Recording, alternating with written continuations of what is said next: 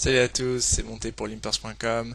De retour pour une petite série de vidéos en low stakes, c'est-à-dire la NL50 à la 1-2. Pour ces séries de vidéos, je vais principalement faire du live play, c'est-à-dire là, vous voyez, j'ai deux tables.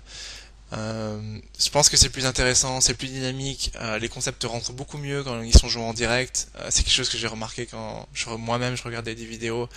C'est beaucoup plus intéressant et on se sent plus dans le jeu en fait quand c'est en direct. Évidemment, s'arrêter pour parler 10 minutes d'une main, ou enfin 10 minutes j'exagère parce que je parle beaucoup, mais pour parler longtemps d'un concept, c'est très bien aussi. Mais je pense qu'on peut le faire aussi bien avec un live play et je pense que c'est plus intéressant à regarder. Alors pour ces séries de vidéos, je préviens tout de suite, ça ne s'intéresse pas à n'importe quel profil. Évidemment, si vous êtes un joueur régulier des limites supérieures, de la 400 par exemple, beaucoup de concepts que je vais dire dans ces vidéos seront déjà connus de vous, et c'est vrai que vous n'apprendrez pas autant de choses. Évidemment, c'est très intéressant de se rappeler certaines choses, mais ces vidéos-là s'adressent plutôt au profil que j'étais il y a un long moment. Quand j'ai commencé, pareil, je m'étais inscrit sur le site de coaching et je me disais, bon, j'aimerais réussir à battre la NL50 et la NL100, parce que avant, pour gagner, il fallait jouer très solide, il y avait beaucoup de joueurs faibles, et donc on n'avait pas forcément besoin, enfin sinon il y en a toujours besoin, mais ce que je veux dire c'est que pour être gagnant, on avait moins besoin de réfléchir et surtout les niveaux de pensée étaient beaucoup moins évolués aux tables. Alors qu'à partir de ces limites-là, alors attention, hein, je dis pas qu'il n'y a pas des bons joueurs limites inférieures, hein, c'est pas du tout ce que je dis, mais il faut être honnête, c'est à partir de là où les choses sérieuses commencent, même si c'est que le début, hein, rassurez-vous, mais c'est là où c'est plus compliqué.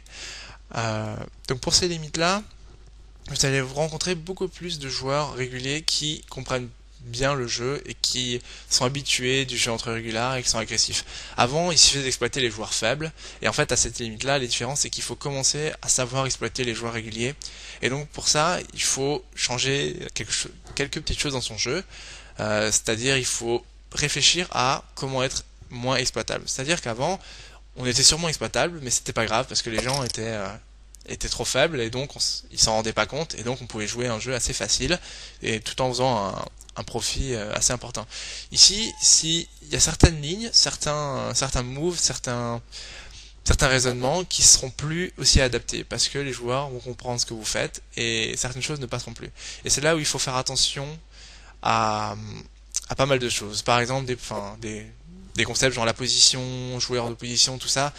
J'y reviendrai, hein, mais c'est des choses beaucoup plus importantes. Donc pour ces vidéos de live play, je vais commencer. Je sais que je parle beaucoup. Euh, donc je vais en gros là dans cette vidéo jouer, dire ce qui se passe, enfin voir ce que je fais. Il y aura des vidéos à thème où je travaillerai des points bien spécifiques et je ferai des trucs bien sympas. Je pense que ce sera assez rigolo à regarder et assez intéressant en même temps évidemment. Donc je vais commencer à lancer les tables. Donc c'est deux tables de naissance. Comme vous en doutez, je connais pas du tout les joueurs. J'ai une petite idée de qui est régular, qui est non régular. Alors déjà un petit tips pour vous, un petit conseil, c'est pour savoir si les tables sont bonnes, c'est que en général les joueurs qui sont pas KV max, c'est des joueurs qui sont pas réguliers, donc c'est souvent des joueurs qui sont plus faibles. Évidemment parce que les joueurs réguliers sont toujours KV à 100 big blind. C'est un petit détail, si quand vous connaissez ces limites, si vous venez de monter, que vous faites un shot, etc., c'est quand même très important de faire attention aux tables que vous jouez. Vous n'allez pas tout de suite commencer à jouer des tables remplies de joueurs qui ont l'habitude, et là vous allez vous faire marcher dessus parce que vous aurez l'impression que ça jouerait très agressif et vous ne saurez jamais où vous en êtes dans les mains, etc. Donc jouez tranquillement. J'ai un petit peu choisi des tables qui me semblent être les profils parfaits des NL100. En gros, vous avez un ou deux joueurs qui sont faibles et le reste c'est des joueurs réguliers. Avant, il y avait le ratio joueurs faibles joueurs réguliers était inversé, et là maintenant à ces limites-là, il faut un petit peu se battre pour le joueur faible entre guillemets. Il faut avoir sa part du gâteau parce que il y aura beaucoup plus de joueurs qui joueront comme vous et qui voudront prendre l'argent du joueur récréatif. Donc déjà ça change, c'est que vous n'êtes pas le seul à vouloir l'argent des spots et faut être plus aggro. Ça veut dire quoi? Ça veut dire qu'il faut être plus aggro, mais dans le même temps, il faut pas se faire exploiter par les joueurs réguliers. Donc là, un premier coup, bon, je vais fold, c'est assez facile.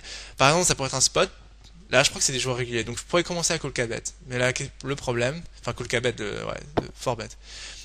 Mais j'ai aucune idée de comment il joue. Peut-être qu'en fait c'est un gros nit. J'ai pas de HUD, mais parce qu'en fait, je vois. Enfin, en gros, quand vous allez grinder, vous allez prendre un HUD, etc. Et ça, je pensais très bien. Mais là, pour ces vidéos-là, je connais pas les gens, je vais sûrement pas les revoir de sitôt. Donc, j'enregistre la session, mais je prends pas de HUD. Je vais prendre des informations qui viennent à la table. Et ça peut être aussi important pour vous. Comme ça, on aura une meilleure idée de comment réagir et de pas forcément penser avec les chiffres comme avant. Vous voyez votre HUD et le HUD aussi, faire attention de prendre des statistiques, mais elles sont pas forcément adaptées à une situation. Donc là, Giro en valet, il fait 4 big blinds, tribet. Il y a quand même deux mains de tribet, hein. Ça a l'air d'être pas mal. Mais bon, je pense que j'ai toujours un joueur faible, donc lui il a tout le temps une main en fait. Et lui il a toujours une main quand il fait de 4 blinds, évidemment il a la permanence. Non, je rigole. Mais donc ça c'est vraiment bien, le joueur qui me semble être un des plus faibles de la table, même si pour l'instant on n'a joué aucune main, donc on n'a aucune idée qu'il est faible ou pas. Mais c'est bien qu'il double, ça il a un gros stack. Alors ça c'est une situation intéressante, tout de suite. On a 7-8 au bouton, joueur régulier, copain UTG. Alors, si ce joueur-là n'avait pas été au big blind, c'est-à-dire s'il avait été derrière, enfin genre au cutoff, j'aurais surrelancé. Ici je vais payer parce que j'aimerais bien déjà jouer un point option contre le joueur régulier, mais aussi garder ce joueur-là dans le coup. C'est aussi un constat très important, c'est que il y a les joueurs réguliers, mais les joueurs faibles, et eux, il faut les garder dans le coup. Bon, ça paraît standard de juste payer 7-8 suité au bouton, mais je pense que c'est une main qui est intéressante aussi à surrelancer. Ça, c'est aussi un truc important, je pense, que les joueurs font un peu trop, c'est de payer un peu trop en position et de pas assez surrelancer. Ici, c'est un board, il s'y bet 3 way, il a une range, je pense qu'il se bet très large, j'ai une main, je vais relancer tout de suite. En fait, je pense que j'ai du crédit quand je relance, on est 3 way, ce joueur-là, il fait un petit peu, il bloque un peu l'action. C'est-à-dire que évidemment il s'y bet, il peut avoir une main. Il y a quand même beaucoup de mains qui peuvent bet fold sur ce flop. J'ai une main qui joue très bien, qui joue bien le turn, mais j'ai pas d'auteur en fait. Donc là je me fais tribet, donc je passe. Enfin il peut bluff, mais je pense pas qu'il bluffe en fait. On est 3 ouais, je pense que c'est flop, c'est roi 9-5. Évidemment on va me dire que j'ai une range assez faible, mais quand je relance, mais j'ai quand même beaucoup de bonnes mains. Et ça c'est aussi important de montrer qu'on peut jouer agressif post-flop aussi, en position. Mais donc c'est un bluff raise, c'est pas passé, mais c'est pas grave, ça fait une image, et ça c'est aussi important. Bon, Radam, on ouvre premier de parole. Je vais pas décrire les joueurs, je les connais pas.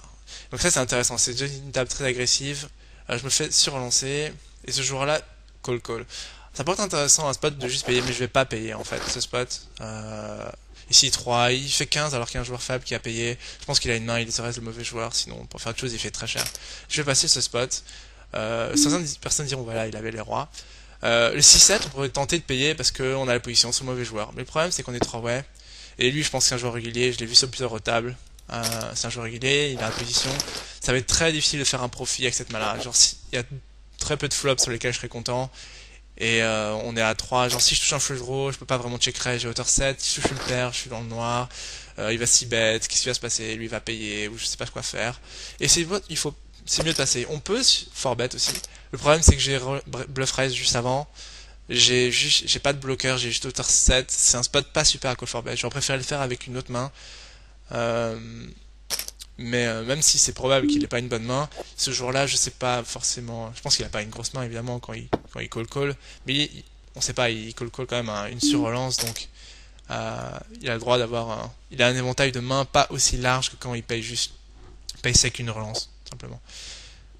Donc c'est 4, on va pas ISO raise. Ça c'est aussi quelque chose de très important qu'il faut faire énormément maintenant, c'est ISO raise. Vous allez voir beaucoup ça, les joueurs qui vont limper ici, il faut relancer avec énormément de mains. 6-4 c'est vraiment trop faible comme main, je pense. Donc un min raise. Le min raise je vais pas payer, j'ai une main trop faible. Je pourrais sur-relancer, et ça c'est aussi important, c'est que évidemment c'est un joueur faible, on a envie de jouer des pots avec lui, mais 5 et 8 c'est quand même trop faible, et on n'a pas besoin de jouer hors position ces coups là contre lui. Si j'avais une main un poil plus fort, genre 6-8, évidemment 7-8, j'aurais pu jouer, et contre ces joueurs-là, je pense que j'aurais... Vu qu'il lim, j'aurais juste payé. On peut se relancer aussi vu qu'il min raise. On sait pas s'il fait min raise tout le temps ou pas, mais je pense qu'on n'est pas obligé de se lancer super agressivement dans cette situation. Ici j'ai 6 de cœur. Je pense qu'il les aurait light. Le problème c'est que contre lui j'ai une image assez agressive. Je vais passer ce coup-là et par contre plus tard je vais commencer à jouer agressif. Et vous voyez c'est souvent ça en fait, ça exploite le joueur. Et c'est là où maintenant il va falloir faire des moves. C'est-à-dire que dans cette situation, le 6 Docker, on va surrelancer énormément. On va tribet beaucoup parce que on sait qu'il a une main bien, mais pas forcément extraordinaire parce qu'il va jouer beaucoup de mains en position contre ce joueur-là. Et nous, quand on surrelance, c'est très difficile pour lui de faire quelque chose. En fait, s'il n'ouvre pas, il va souvent devoir forbet et sans historique et sans une énorme dynamique, il va pas se forbet très souvent. Et ça, c'est quelque chose qu'il faut vraiment penser à faire. Et c'est par exemple dans le jeu pré-flop les ajustements à faire par rapport aux limites inférieures. Il a Vasoleil, il a Open Limp Dame 4, c'est assez normal pour lui. Ici, je me fais relancer à 2.x parce que on a Dame 8 cité. C'est une main qui est un poil faible pour payer. Par contre, c'est une très bonne main pour surrelancer. C'est une main qui jouera bien post-flop. On prend l'initiative tout de suite, on est agressif. C'est très important de jouer agressif, surtout dans une situation de bataille de blinde quand le joueur. On sait pas si vous voulez la blinde, mais c'est très probable. C'est un board, c'est pas un super board, mais je vais miser quand même. Parce que j'ai quand même. C'est un peu le seul moyen que j'ai de gagner le pot. Donc je vais prendre mon bet en fait. Tout dépend de ce qu'il fait. S'il lead, c'est très intéressant. Il attend un long moment, il check.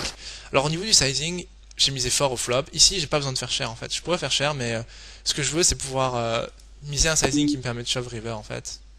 Et là, river, bah, je vais faire tapis pour value. Même s'il peut avoir la flush. C'est quand même peu probable qu'il ait la flush. Enfin, il peut l'avoir, mais je m'attends à ce qu'il check raise beaucoup de tirages couleurs. Donc ici, on a quasiment tout le temps la meilleure main. Il peut avoir un brelan, mais il a souvent une main genre 7-8, A6, etc. Et il passe. Donc vous voyez, même si on n'avait rien eu, on aurait gagné le pot. Mais c'est un petit exemple de vraiment jouer agressif dans cette situation quand on a la position. Dame 8, c'est une main qui pourrait être tentée d'être payée avant. Je pense qu'à les limites inférieures, le réflexe, c'était souvent de se dire, bon, j'ai une main quand même, Dame 8, suité, ils me volent ma blinde, je peux payer, voir le flop. Mais une autre alternative, c'est de jouer beaucoup plus agressivement dans ces situations et de surlancer. Et là, c'est très bien. En fait, j'ai surlancé la main avant, donc là j'ai As-Roi. Même si l'open premier de parole, je vais surlancer As-Roi, c'est quand même très fort. Par contre, là j'attends un peu. Je pourrais juste payer parce qu'il y a lui dans le coup en fait. Et je pense, je vais tout de suite le noter. Je pense que c'est un. Je vais mettre une petite pastille. Alors les pastilles, moi j'aime bien pastiller. Hein, c'est un petit peu mon kiff. C'est les pastilles. C'est donc le violet, c'est pour les joueurs que je pense qui sont récréatifs, qui sont pas joueurs réguliers. Donc là, je peux le dire. On va mettre en. On va pas le mettre rouge. Rouge c'est un petit peu fort. Rouge c'est quand ils sont vraiment très. C'est les joueurs qui sont vraiment très bons, enfin très agressifs. Enfin pas forcément agressifs, mais qui sont assez relous. Lui, je pense que c'est un joueur régulier, donc on va mettre le bleu pour régulier. Donc là, pour tribet en position, c'est parfait. Je pense que si c'est un joueur régulier, lui. Hein. Ouais, il est plusieurs tables. Donc là, c'est pas mal. J'ai relancé. Enfin, les valets, c'est une relance automatique dans cette position avec ses stack size. Et là, si je me fais, si je joueur forbet, c'est un tapis automatique. C'est des situations, par exemple, lui, dans son spot, il pourrait forbet avec beaucoup de mains en fait, parce que j'ai pas beaucoup de tribet pour l'instant, mais avec une dynamique, s'il sait que je tribet beaucoup, il doit forbet beaucoup. Et c'est des situations où, aux limites inférieures, on n'avait pas besoin en fait de faire ça, de genre rentrer dans des call forbet, des sur-relance pré-flop, entre réguliers, etc. Parce que les tables étaient faciles. Ici, vous vous rendez bien compte que il y a 1, 2, 3 joueurs qui sont décents, c'est-à-dire que c'est des habitués de la limite, qui jouent un jeu solide, pas forcément des génies, pas forcément des tops, mais je les connais pas, hein, mais ils ont l'air relativement décents. En tout cas, ils vont pas open limp, ils vont pas faire n'importe quoi. Donc pour gagner, il va falloir utiliser des subterfuges, j'ai envie de dire, si j'ai bien dit, un petit peu différents, et donc pour pouvoir faire un profit. Et il y a aussi ce joueur-là, genre le Valdino, qui est un joueur faible. Donc là, ces deux tables, c'est un peu la même chose. Cette table-là, elle est un peu plus facile, je pense, parce que même ce joueur-là est pas qu'avait full. Donc je vais le snap, parce que quand c'est très rapidement, on va pastiller en violet. Mais vous notez que je mets pas de ride, hein, c'est juste que. Mais je vais revenir sur les coups, hein, aux tables. Hop. J'ai les tables en backup aussi, enfin en derrière au cas où si les tables cassent, ou j'ai une jolie paire d'as. C'est juste pour la montrer parce que la paire d'as c'est joli. Je vais voir si le coup est intéressant, je vous le montre. Ici, je vais revenir sur ce coup et en parler. Oh, c'est très beau, je me fais fort bêter. Donc, quand je me fais fort bêter ici, je vais faire tapis. Je pense qu'il a une main, même s'il a rien, c'est bon pour l'image. Mais c'est probable qu'il ait rien. Mais ça, je vais en revenir, c'est intéressant comme coup. La paire d'as. Je vais revenir sur le coup de cette table-là. Donc qu'est-ce qui s'est passé? Je vais d'abord parler de mon coup là. Donc en fait, il y a un joueur qui a open limp UTG. Ça limp, je crois. Et j'ai raise. Ouais, c'est ça, limp raise. As dame, c'est normal, c'est une main très forte. Ici, en sizing, j'ai pas besoin de faire cher en fait. J'ai une main très forte. Je peux mettre tous les stacks facilement. Et en termes de sizing, c'est là où il va falloir attention. C'est que plus les tapis sont petits, plus vous avez une bonne main, moins vous avez besoin de faire cher. En fait, là, ici, il n'y a pas besoin de miser genre 2 tiers, 3 quarts du pot. Ici, je pense qu'il a ça, et même King High, il faudra pas. Oui, une paire, il faudra sûrement pas. Plus de temps en temps, on gagne au showdown. Donc oui, le As-Dame, c'est assez normal en fait. Bon, c'est assez classique. Raise. Et là, en fait, en sizing, As-18, je fold pas, j'ai comme top pair, il y a beaucoup de tirages. Il va call avec tous les 10, il peut rechauffer des tirages, n'importe quel As. Donc, j'ai pas besoin de faire très cher. Et ça, c'est important, les sizing, surtout contre des joueurs réguliers, par exemple, d'ajuster ses sizing par rapport. L'important, c'est qu'il faut toujours voir par rapport à la rivière. Par exemple, quand vous faites un gros bluff, il faut toujours que quand vous arrivez à la river, vous ayez un bon stack, c'est-à-dire moins qu'un pot side bet pour faire tapis. Enfin, et pas se retrouver avec moins la moitié du pot. C'est-à-dire si un pot fait 40 et que vous vous retrouvez avec 15, ça marchera pas. Ça marchera pas. Il faut que vous ayez genre 25, 30 après. Dame 10 suité, la table est faible, je suis hors de position. C'est pas très intéressant à jouer, mais la table est quand même trop faible pour que je la jette. Je vais quand même la jouer. Je vais revenir sur le coup du coup en haut, voir ce qui s'est passé. Le gros pot. Donc il y a eu open à 4, tribet à 13. Donc là, vous voyez 4, 13, il faut pas se faire d'idées. Il a une main. Ici, il a une main quand le joueur fait 4, 13. C'est un joueur qui limp, qui est passif. C'est un joueur régulier, donc il comprend ce qui se passe. Donc il sait qu'il a une main. Donc ici bet à 16, ce qui me semble pas mal. 29 et tapis, il passe. C'est assez classique en fait. Il avait probablement As-Roi ou peut-être même les As. Les As, c'est presque fin, mais bon. Contre un joueur aussi passif et mauvais, ça me semble assez logique en fait. Donc voilà, ce que je voulais dire, c'est que il va falloir faire attention à nos lignes, c'est-à-dire faire attention à ce qu'on soit pas exploitable. Et là, pour ça, il va falloir, quand on regarde nos mains, il faut se mettre d'un point de vue extérieur et se demander qu'est-ce que je représente et qu'est-ce qu'il pense que j'ai, mais à un niveau de... Il faut pas voir notre main comme avant, dans les petites limites, on pouvait voir notre main comme juste notre main en fait. Genre ici j'ai les rois, ici j'ai les dames, ici j'ai As-10, ici j'ai... Mais ici, plus que notre main, il faut voir notre range. Il faut commencer à voir en termes de range. Pourquoi? Parce que vous devez avoir des mains pour toutes vos actions. Et si vous avez qu'une sorte de main dans votre ligne, par exemple pour miser, que ce soit pour relancer, ou que ce soit pour en bluff, il faut pouvoir être capable d'avoir tout dans votre éventail de mains. C'est-à-dire que si vous faites toujours la même chose au même moment, c'est-à-dire que vous êtes toujours en value, toujours en bluff, à ces limites-là, avant c'était pas grave. Avant, les gens, je me parle un peu de cette main, ici j'ai quand même trips, j'ai 2 barrages, je vais quand même miser. Je vais miser cher, je pense que la main de toute façon il part à tapis quoi qu'il arrive. Donc, et j'ai envie de protéger, j'ai pas envie de... En gros là je donne une décision pour tout son tapis, je pourrais faire tapis mais bon, ça change pas grand chose en fait. Je pense qu'il a souvent une dame ici simplement. Une autre alternative ce serait de checker derrière et de call river en fait. Bon, voilà, il a pas cru. Il a cru à sa dame. Dommage. Ici sizing je vais faire 2,5, j'ai pas besoin de faire aussi cher. En gros 2,5 au bouton vous n'avez pas besoin de faire 3x. Ici le joueur est pas full donc c'est encore mieux de pas faire cher. De temps en temps ça peut lui faire ça peut lui donner envie de faire de surrelancer ou... Mais tout simplement ici je vais 6 bet en fait ce flop. C'est un flop où ma main joue pas très bien le turn, j'ai un peu de value. Parce que je peux me faire payer par des fois des paires ou des As-X. Ici il fait tapis quand la flush rentre, bon je vais passer, la dame est une très mauvaise carte aussi. Je pense que c'est important de miser ce flop quand même. On pourrait le checker derrière, il a l'air passif, donc a priori on ne sera pas embêté. Mais s'il a rien, il passe, et même si on a de la value déjà à miser, je pense qu'on value des mains moins fortes. Et sur certaines briques river, on peut tenter de payer pour value un flush draw, pour bluff cacher un flush draw. Donc je vais revenir à ce que je disais tout à l'heure sur les ranges, c'est que en fait il faut beaucoup plus penser en termes de, dans cette situation, je veux pouvoir être capable d'avoir des mains en bluff, des values. Par contre, il y a beaucoup de situations dans les basses limites où les joueurs ne se rendent pas compte qu'en fait, leur éventail de mains sont trop orientés vers soit des grosses mains ou soit des bluffs, dans le sens où ils ont que des bluffs ou que des grosses mains. Et c'est là où vous allez devoir penser à comment jouer votre range, pas jouer votre main. C'est-à-dire que là, j'open UTG, il faudrait que je pense, genre UTG, quel genre de main je vais ouvrir, pour quelle main je vais open et folder, quel genre de main je vais open et sur-relancer, si on me tribet, etc. Ici, je joue des top pair, quand on est 3 ouais, un joueur passif mauvais, c'est juste une mise obligatoire, en fait, on valide tellement de choses. Je vais essayer et ça je vais essayer de beaucoup montrer ça dans les prochaines vidéos, en plus de certains aspects spécifiques au poker, de exploiter les gens, etc.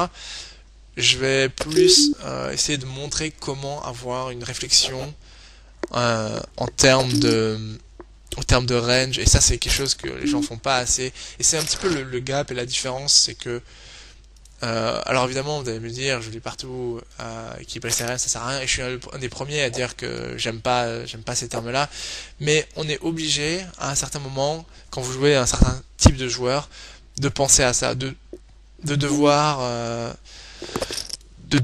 être un peu tricky entre guillemets, c'est-à-dire avoir des mains que les gens ne s'attendent pas que vous ayez en fait. C'est logique en fait, parce que pour gagner un jeu il faut créer des erreurs. Donc est-ce que j'ai bluffé ici? Oui, voilà.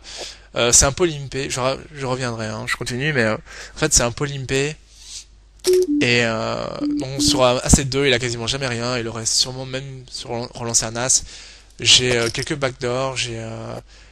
En gros, je m'attends le pot tellement souvent, je le gagne pas quand je check, donc je mise tout simplement. Ici, j'ai lancé As-Dame, je suis payé par un joueur que je connais pas trop. Board Ace-High, As-Valet. Je pense que je vais checker derrière. En fait, l'idée c'est que je vais... Voilà, c'est typiquement cette idée-là. Miser As-Dame, c'est bien pour value. Par contre, je me dis en bluff. Qu'est-ce que je mise en bluff là-dessus? Et je sais que j'ai très peu de range de bluff en fait au turn. Ici, c'est presque tendresse, mais évidemment, on n'a aucune value à relancer. On se fait que B par mieux. Et en gros, on va souvent split, mais... allez, la las. Et ça, c'est important en termes de range. Cette main... on pourrait penser facilement c'est un value bet pour value tous les As-X, ce qui est pas faux, parce qu'évidemment on value les As. Par contre, on peut penser d'une autre façon, c'est est-ce que je bluffe souvent cette turn? L'idée c'est que ici je pense pas que je vais souvent bluff cette turn en fait, parce que je veux pas lui faire faire la nas. L'idée j'ai pas envie de lui faire faire la nas. Quand il me paye sur ce flop, il a souvent là sous le valet. Ici je vais folder, j'ai vraiment aucun backdoor, j'ai rien, j'ai déjà bluff raise tout à l'heure, donc je peux pas vraiment continuer dans cette main. J'aime bien le call pré-flop. Alors ça c'est intéressant aussi, on pourrait sur-relancer parfois pré-flop. Mais ici c'est toujours la même idée, c'est que on a un mauvais joueur, un joueur qui me semble être récréatif, qui fait des choses assez particulières. On a la position sur lui et on veut absolument le garder dans le coup. Si on sur-relance un roi-dame ici, lui il va folder toutes les mains qu'on domine, ça sert absolument à rien. Et puis le roi-dame ça joue quand même relativement bien en position contre à peu près tout le monde. Donc le As-Dame, je me dis, je bluffe pas souvent cette turn. Donc je sais que je vais souvent la check back. Alors maintenant, quel genre de main je vais avoir pour check back? Pour check back, par exemple, avoir un As c'est bien. C'est parce que comme ça, les prochaines fois où je vais check back, j'aurai pas rien. Par exemple, j'ai un As. Alors As-Dame, c'est vrai que c'est peut-être un poil trop fort, mais sans information comme ça, pourquoi pas? Je pense que l'idée c'est que il nous voit rarement en bluff quand on mise 2 fois sur ce flop. Il s'attend à ce que c'est un peu du on devine, mais c'est ce qui me semble être le cas, c'est qu'il s'attend pas trop à ce qu'on barrel en bluff. Donc on n'a pas une tonne de value à bet en fait, et on a pas mal de déceptions, c'est-à-dire qu'il y a pas mal de mains, genre les dames 10, roi 10, etc. qui sont tentés de bluff à la rivière en fait. C'est pas obligatoire. Là par contre je vais essayer de relancer. Ici j'ai quinte, je vais miser quand même, j'ai de la value, il peut avoir un 6 mais j'ai quand même de la value. Ici je vais se relancer. C'est une main qui n'est pas forcément très bien jouée 3 ouais, j'ai un bloqueur, et il faut commencer à faire ça, se relancer beaucoup en position, utiliser le bouton pour jouer la position. Ici je vais faire un petit mi-pot, je m'attends à je pense qu'on split très souvent. Voilà, de temps en temps j'ai de la value, s'il a paire de 8, paire de 9 et qu'il me croit pas, c'est très improbable, mais ça peut être exploitable de faire ça, parce que s'il est au courant, je me fais fort bête. Je l'ai jamais tribet, je pense que c'est un fold ici. Il n'y a pas trop de raison de ce niveau de penser qu'il a une max terra. Pour l'instant, il me l'a jamais vu le faire. Donc c'est pas comme s'il devait penser que je m'acharne sur lui, etc. Certes, peut-être qu'il me connaît, je sais pas, mais Et il doit probablement s'imaginer que je vais jouer agressivement au bouton, mais il doit pas nous prendre une parole.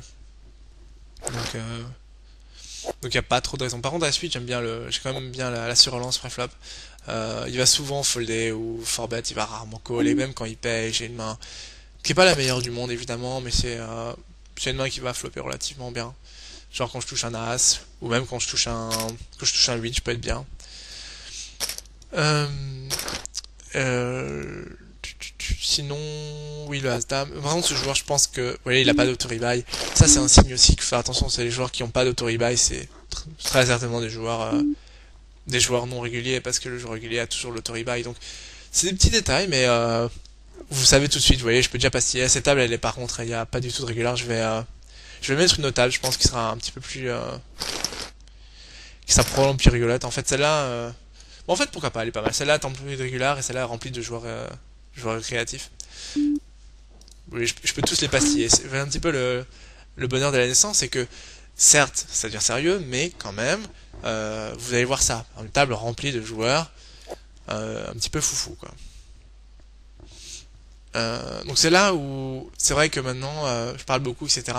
Et je me rends peut-être compte que utiliser un HUD, ça serait quand même assez intéressant parce que je vois que je vois quand même pas tous les coups et je parle quand même pas mal. Ici le roi 7, je le check. J'ai coché sur le check. C'est pas quelque chose que vous devez faire, mais c'est pas très négligeable. C'est assez négligeable sur cette table où les gens s'en rendront pas compte en fait. Euh, donc roi ici on jette. Le roi 7, je vais pas miser. En fait, il fold jamais mieux. Ici il mise de 50, je vais passer. Je vais pas m'en faire. Je vais quand même changer cette table, je pense. Parce qu'au final, c'est quand même pas forcément ce que je voulais vous montrer. Je veux quand même vous montrer du jeu ou des tables assez typiques de la NL100. Donc je vais faire ça, je vais changer la table, je pense. Voilà, c'est un peu l'avantage d'avoir des tables qu'on peut changer facilement. C'est qu'il n'y a pas de problème. Si une table ne va pas, on en met une autre. Ah, voilà, je sais que bon, je parle beaucoup, hein, mais il y a beaucoup de choses à dire, hein, surtout pour les premières vidéos où il y a beaucoup de choses à voir. Et, donc là, le As-9, c'est un open assez facile au cutoff. Je me fais surrelancer par ce joueur. Je sais qu'il y a un historique entre nous, et ça c'est important. Et je vais faire bête. Peut-être que peut-être que je me niveau, mais il y a quelque chose qui est assez important à se rendre compte ici, c'est que de son point de vue, il a pas une tonne de value à me surrelancer en fait avec une main en fait. Enfin, je sais pas s'il s'en rend compte ou pas, et ça c'est un des trucs de la naissance. Voilà, il s'en rend pas compte. Puis ma main a quand même pas mal de bloqueurs, etc. C'est que, en fait, s'il a une belle main, il a tout intérêt à garder ce jour-là dans le coup. Et ça c'est une erreur aussi que pas mal de gens de ces limites-là font.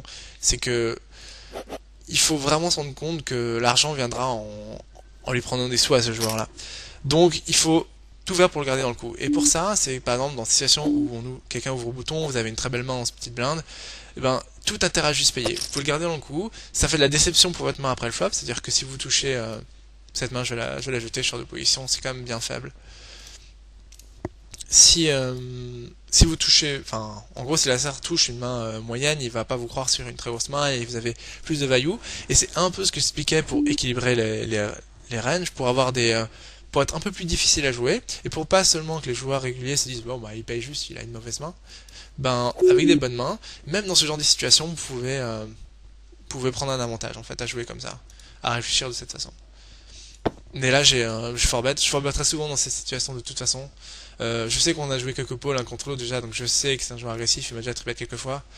Euh, Après, est-ce qu'il est au courant de ça? Est-ce que le fait qu'il y ait un joueur faible en grosse blinde va lui faire va lui faire penser qu'il doit plutôt pas souvent se relancer en bluff?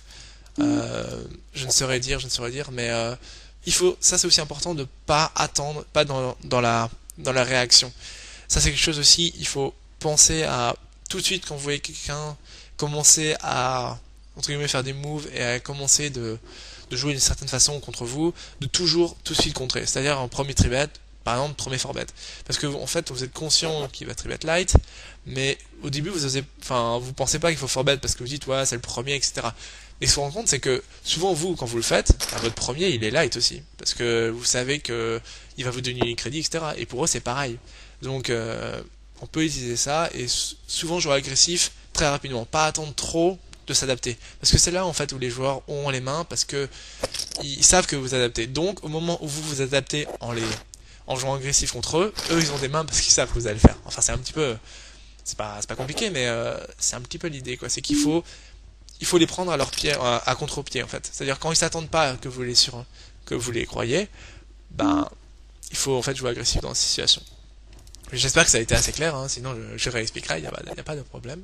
J'ai vu un gros pot là entre les deux, là je vais la mettre. Par exemple, paire de 8 ici, je vais go broke par exemple. Mais là, par exemple, je m'attends pas à ce qu'il me surrelance avec rien, mais j'aurais probablement pas foldé quand même paire de 8 ici, c'est quand même une main bien forte dans mon éventail de mains.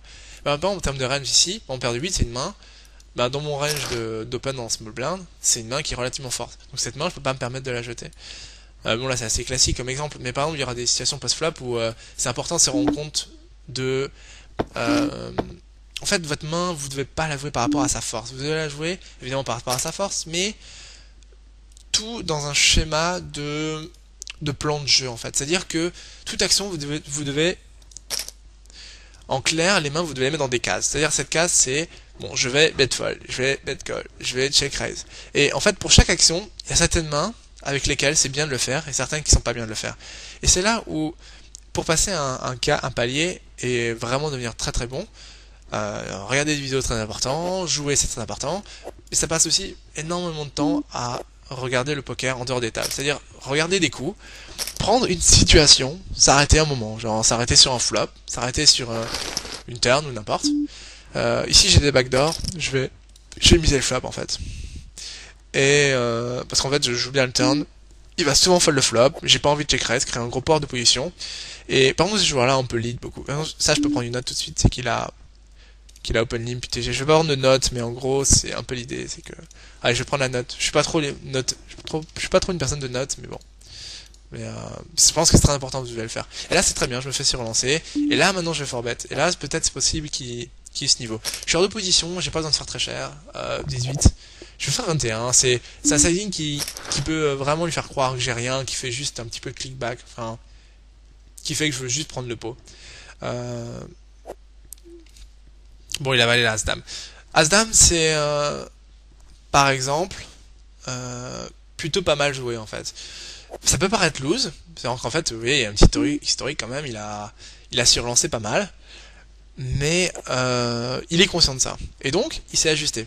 Et c'est là où, par exemple, tout à l'heure j'ai toujours en fold, et là, si j'avais rien, j'aurais sûrement pas forbet en fait. Parce que il est conscient de son image, il sait qu'il est agressif. Et donc moi, là, quand je forbet, il doit se douter que j'ai une main en fait. En gros, là, il me prend pour un idiot de se dire, bon, voilà, il le fait 2 fois de suite, ça va.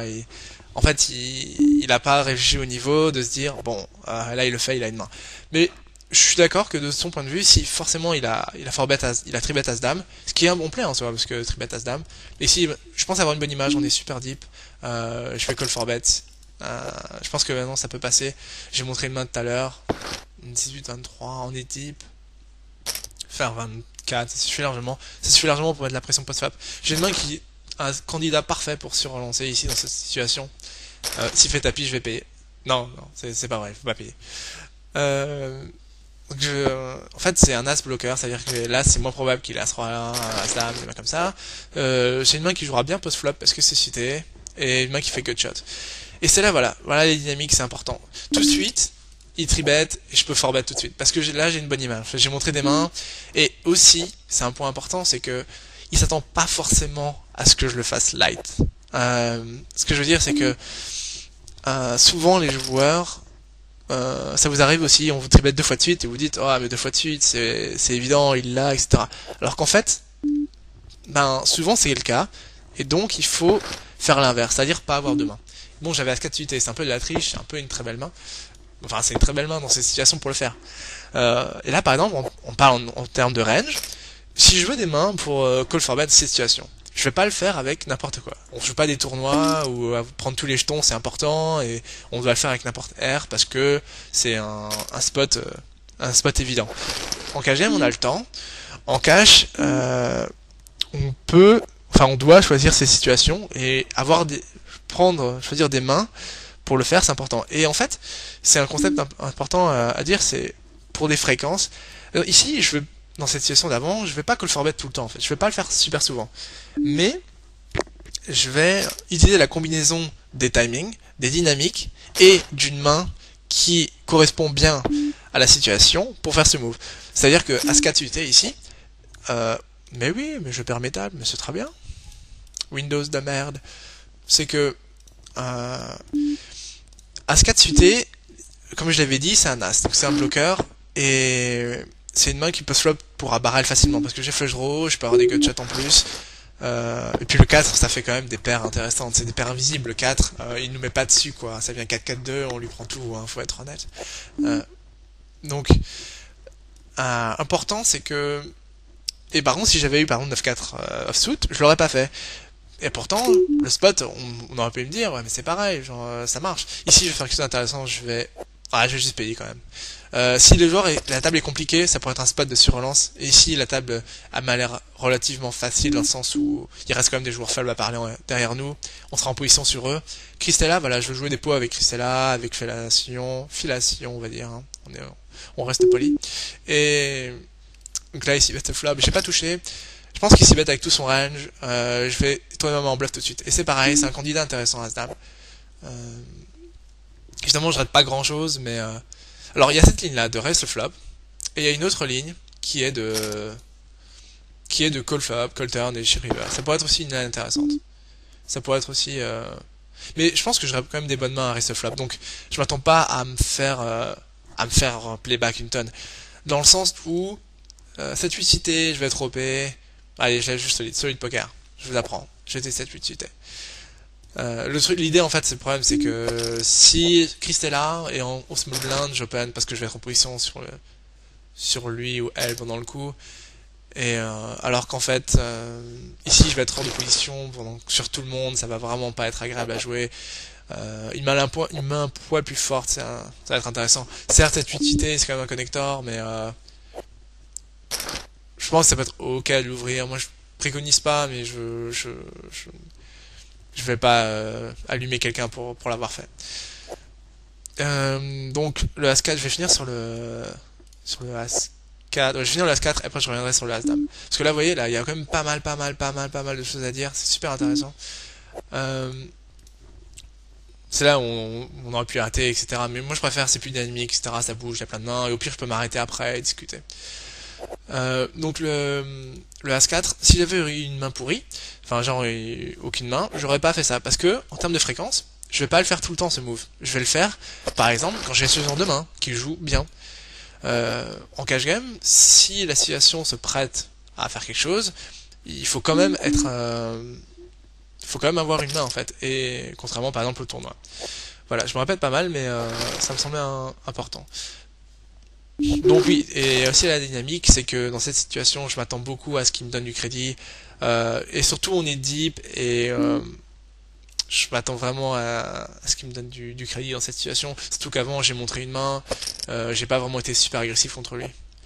Donc ça c'est des choses que voilà, typiquement dans les autres limites, il n'y a pas besoin forcément de faire des call bet, parce qu'en fait les tas sont tellement profitables, tellement de joueurs récréatifs qui donnent leur argent, que il n'y a pas nécessairement besoin de devoir prendre des spots qui sont, faut être honnête quand même, relativement à variance, qui produisent plus de variance et qui ont une EV qui est profitable, mais qui parfois ne justifie pas en fait de faire ces moves là, tellement les tables sont profitables. Ici, les tables sont quand même assez compliquées. Là par exemple, il n'y a que des joueurs qui sont solides, donc je suis obligé de faire ce genre de move.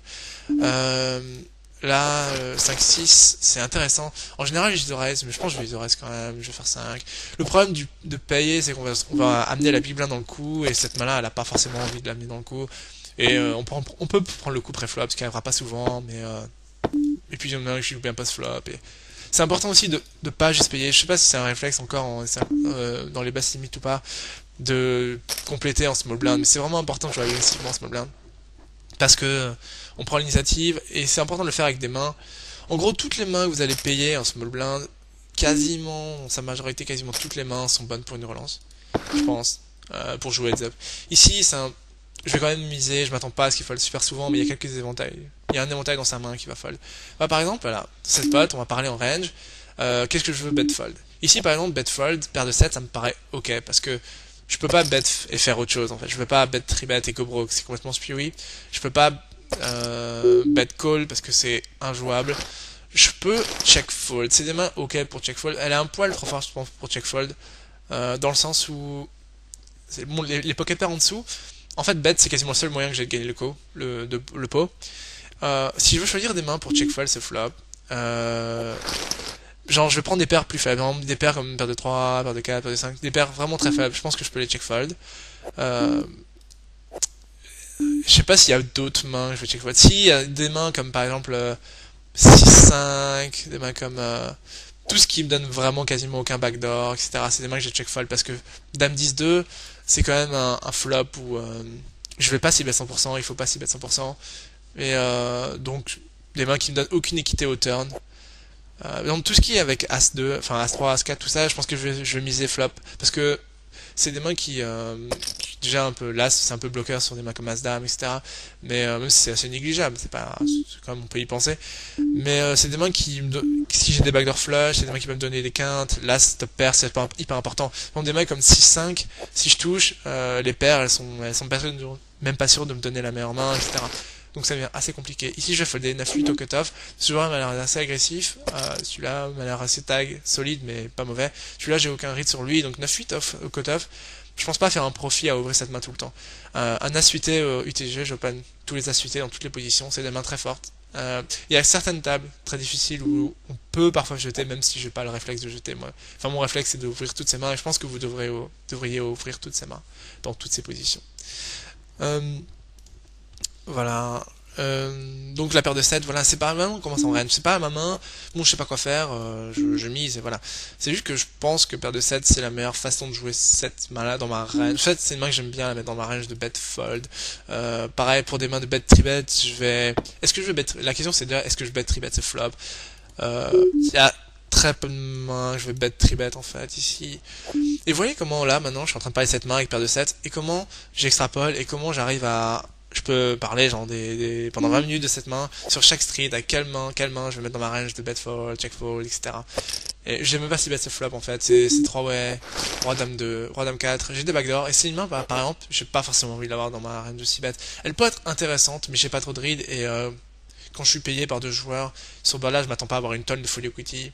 Si j'avais une main un peu plus forte, j'aurais 6 betté mais une main comme As-7, ça me dérange pas de give up en fait. Je vais avoir des mains, voilà. Pour équilibrer par exemple, quand je vais give up des mains comme ça, je sais que je suis capable de check back le flop avec des fois un roi, avec surtout des bonnes dames, de temps en temps un roi faible. Je vais pas avoir beaucoup de rois faibles, mais je pense qu'il y a de la value à check back des rois ici. Et c'est là où il faut réfléchir pour pas être exploitable, etc. Et c'est ce que je dis tout à l'heure, et je vais beaucoup parler là-dessus dans mes prochaines vidéos, etc. C'est qu'il faut essentiellement penser à être cohérent en fait avec son jeu, avoir des lignes qui, dans toutes les situations, vous êtes préparé et en fait, vous vous rendez pas compte que, enfin, vous serez jamais, comment dire, dans une situation où vous pensez faire une erreur. En fait, il faut anticiper. Voilà, l'idée c'est qu'il faut anticiper les réactions des adversaires par rapport à ce que vous faites. Genre, par exemple, ici, quand je check back, je sais que j'ai plus une mauvaise main. Je sais que les gens vont miser et que je suis en peur le pot. Par contre, pour contrer ça, je mets des mains fortes dans mon éventail de mains qui semblent faibles. Voilà, c'est pas plus compliqué. Donc, et ça, il faut penser à ça en permanence, en fait. Surtout qu'on des joueurs qui sont attentifs et qui connaissent ça. Évidemment, si vous jouez des tables avec des cristals partout, comme avant, vous n'avez pas besoin de faire ça, en fait. Vous êtes faible, vous êtes faible, vous êtes fort, vous êtes fort. Mais souvent, il va falloir être un petit peu plus ingénieux. Je vais arrêter de passer les blindes et on va arrêter pour cette première vidéo. Je vais finir les tours et on va arrêter. Je pense que ça a été quand même super intéressant, il y a quand même beaucoup de choses qui ont été dites. Donc pour les prochaines vidéos, j'ai des thèmes intéressants. Je vais par exemple faire des trucs assez fun comme qui vont pas forcément ce que vous devriez faire. Voilà. En gros, je vais faire de l'expérimentation. Je vais faire des choses que vous devriez pas forcément faire, mais que elles vous feront réfléchir. Et elles nous mettront dans une situation que j'espère et que je pense créeront des choses très positives pour vous. Et même pour moi, parce que ça va être divertissant. Alors je vous en dis pas plus, mais voilà, donc je vais à cette table, je vais la quitter. Et donc je vais jouer les deux dernières mains, il va rien se passer, mais bon.